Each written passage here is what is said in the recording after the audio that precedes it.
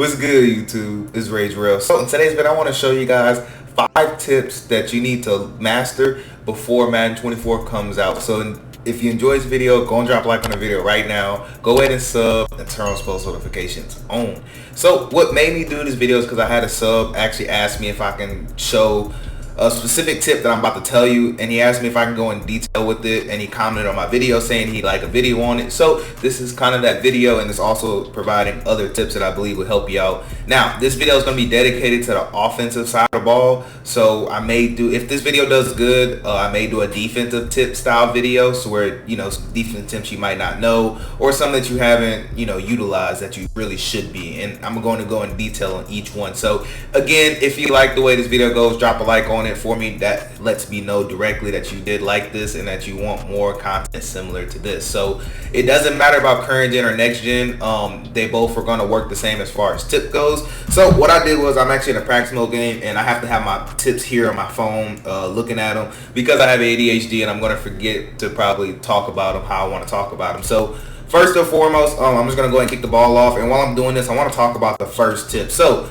the reason I started off in practice, well, in the actual game, is because these tips are geared towards games. So I wanted to go ahead and simulate a game. It'll be a lot easier than trying to do this through an online game. So first and foremost, the first tip that I want to talk about is save your timeouts and take the delayed game penalty. So what I mean by that is, you want to take the time to set up your audibles. You want to take the time to look at your personnel. So notice how we have 38 seconds, right? So what you want to do inside that 38 seconds, we'll use the top one since the top one is on offense. What you want to do, let's say I'm in a Bucks playbook just because that's the Bucks. Let's say my favorite formations are spread. So what I want to do is I want to make sure that, let's say I need a fast receiver right here for a certain bomb play, right? So I may put somebody like Perryman right there. So let's take a look at this one. So notice how the Bucks, they have this Bucks flood. Let's say you want to use that play, right? Let's say you have, you know, you also love tight double, so but you need a receiver, you know, a fast receiver right here maybe, or, you know, if you want to take the time to actually call a flood, maybe you want to put PA wide receiver across. Now the reason why I did that is because let's say you get a penalty, right? And so of course your opponent is going to what? Either accept it or decline it. Now the reason why I say that is because you want to actually make sure that you set up your audibles correctly, okay? Why is my game frozen? Alright, let's see. I'm not sure why my game's frozen. Okay, there we go. I thought my game was frozen, but I guess it just takes that long. But what I was telling you is, don't worry about taking a timeout. You want to save your timeouts, okay? The worst thing that can happen is what? You start off at 1st and 15, right? That is the worst thing that can happen. And now your seconds reset. And so what I like to do is, whatever formation you're running, let's say, like I said, let's say I'm a single back guy, but I love audible into shotgun or vice versa. You want to make sure that you have a run play dedicated. Now when the play clock gets to 10 seconds, I like to select my play no matter what. So you're going to give yourself about an extra minute of setting things up, you know, setting up, let's say I didn't want for a vertical because I wanted this, you know, and so you have to know what you want already. 10 seconds come, so now I need to go ahead and pick a play, right? So let's just come out and whatever. So the reason why I say that is because you want to be able to come out and then you want to be able to immediately run the ball.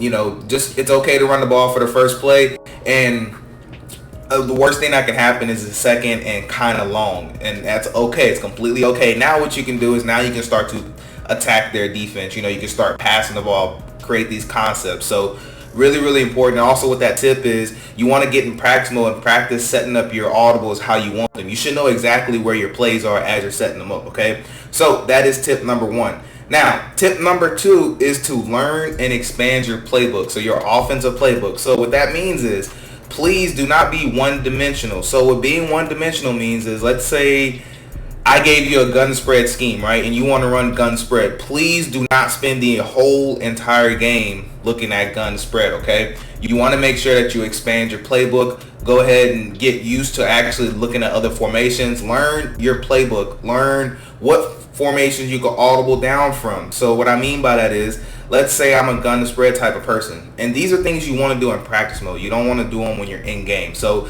let's say I'm a gun spread type person, right? So I need to understand that I have trips halfback weak, I have gun box, I have spread. You know, those are the 3 shotgun formations I have. So what you need to do is make sure you have really nice dots out of each one of these audible formations, and that's going to expand your playbook. Now also pay attention, maybe see if there's other formations that let you audible down into single back formations or under center formations. So that's what I mean when I say learn your playbook. So I'm just calling just a BS little play, don't worry about that. But what we're gonna do here is go right into tip 3, okay? So tip 3 is the most important one, so I'm actually going to come out in something. I'm going to pause the game, okay? So let's come out in gun tray. It's gonna be the easiest thing to talk about. So let's go to gun tray. Let's go to PA post. And this tip, what I'm about to give you guys, is know your matchups. Okay, you have to know your matchup. So your opponent's gonna come out with something like a dollar style look. Let's just go off of something.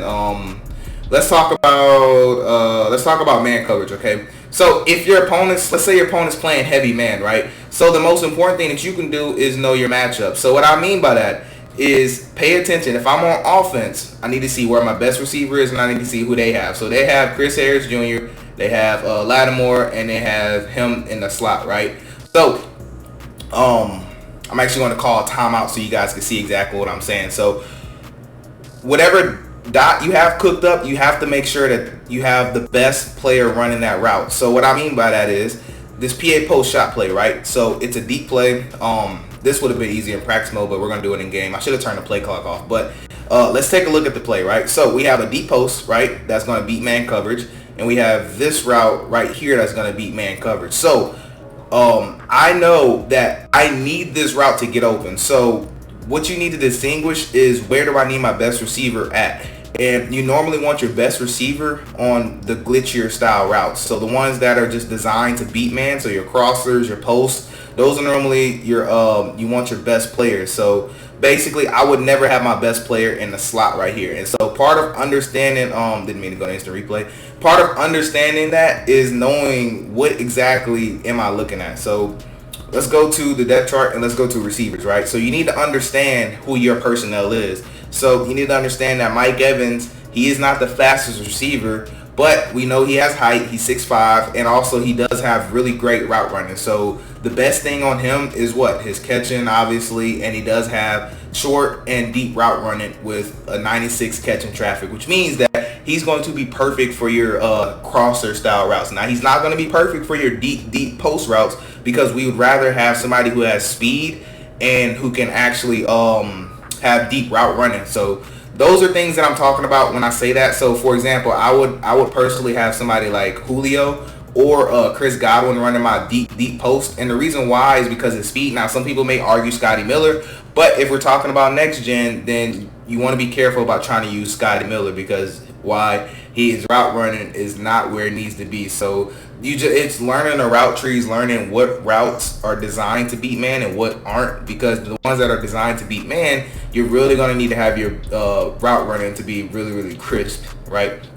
So what that's going to do is lead us into our next tip. And the next tip that I want to give is step up in the pocket. Man, I cannot stress enough how important it is to step up in the pocket. So what that means is work the pocket, move up, move around. You know, you have to move around. Now, I'll give you a better example than that. I had my phone in my hand while I was doing it, but in essence, you cannot be still in a pocket. You have to move up. So let's go to DB Fire because that's one that, you know, that's a blitz that really scares a lot of people. But all you have to do is ID and step up in the pocket. That is all we're gonna. So we're gonna actually take everybody out and put them out on routes.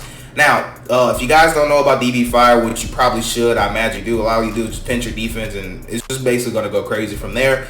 But all you want to do is literally step up in the pocket, step up, step up, step up. Now, obviously, you're gonna want to throw the ball and do all those things, but that wasn't the essence of this.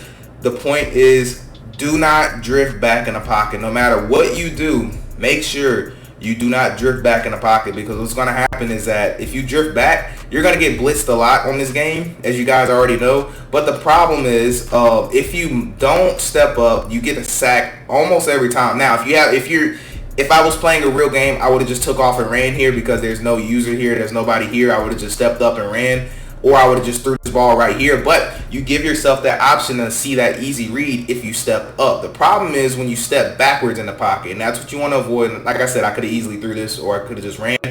Or, you know, you also have the option of just delivering this strike, and you give yourself that option because you're stepping up in the pocket, if that makes sense. So remember, please make sure you work the pocket. So last tip that I want to give you guys is going to be move your linemen. So what I mean by that is understand where your opponent's defensive line is and who's on him. Understand your defensive line matchup. So what I'm going to do is go to Saints Cross, just pick the random play.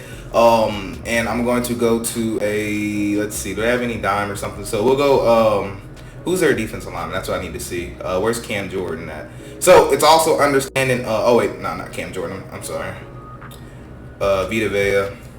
Okay, anyways, they let me do what I want. But basically what I'm trying to get you to understand is who's their best defensive lineman, right? So you always want to pay attention. So let's get those guys out the gap so you can see. So Vita Vea, right? So I need to make sure that my best offensive lineman is on Vita Vea at all times. So it's understanding and actually paying attention to where their best defensive players are lining up, and you need to make sure that your offensive players are lined up with them as well, because most of the time people are going to just sit in the same defensive formation, so it's going to make it a lot easier. Sometimes you will have to play the game with somebody where they're going to keep moving their linemen because you move your linemen, and that just shows you that they have actually, they're pretty smart. So for example, Vita Vea is here, right? So I need to understand who my best offensive lineman is. So basically what I'm going to do is I'm actually going to call another timeout, and I'm actually going to go and show you what we do. So we've seen him right there, right? And of course I accidentally selected a play. But anyways, that tip is self-explanatory. So I really just wanted to do this video just to give you 5 great tips that I think you should really learn. Now, I normally don't do tip style videos, so the format of this may be a little off. So essentially, we're going to kind of recap for those of you guys that are still here. So for tip 1, you want to make sure you save your initial timeout and take the delayed game penalty to make sure you have enough time to set up your audible. So for tip 2, you want to learn and expand your playbook. Make sure you dig deep, understand what formations you can audible to, what formations you can sub into. So make sure you do know that. Now, the third tip we talked about is know your matchups. Understand where your opponent's best players are, and make sure that you understand where your best players are, and make sure you understand what routes beat what coverage, and what routes are for zone, what routes are for man. Understand speed, understand route running on that. So next tip, tip number 4, step up in the pocket, step out in the pocket, don't go backwards and then out. Make sure you step up and then go out, so that way you give yourself an option to throw the ball or run the ball, okay? So last tip is make sure you move your linemen around. So make sure you're moving them around. Make sure that you're actually paying attention to your linemen, okay, because they really matter in this game. But anyways, man, that's gonna wrap it up for this video. I do hope you enjoyed this. Like I said, drop a like if you did. I'm not sure how this video is going to do, if it do well at all, just because I normally don't do tip style videos, but we never know. If this turns out good, I'll do a defensive one if you guys really liked it. And also, there are way more tips that I could have mentioned, but I really just wanted to do 5 that were on my mind that I feel like are really good. If you want to add to it, please feel free to comment. For those of you guys that love reading comments, I love reading them. So feel free to add on your own tips, because there are way more than 5. But anyways, that's going to wrap it up for this video. I do hope you have a blessed day. I'm Ray Jarrell, and I'm out.